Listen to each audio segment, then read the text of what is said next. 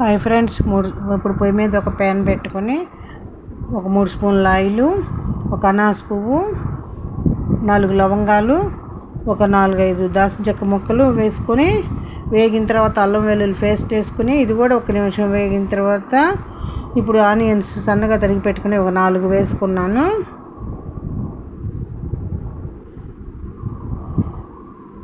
ఇప్పుడు చికెన్ వేసుకున్నానండి.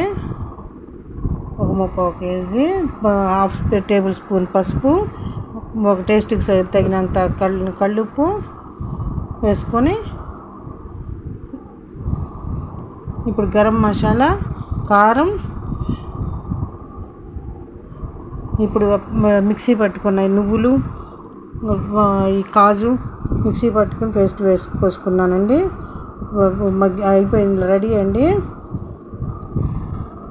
లైక్ చేయండి, షేర్ చేయండి, సబ్స్క్రైబ్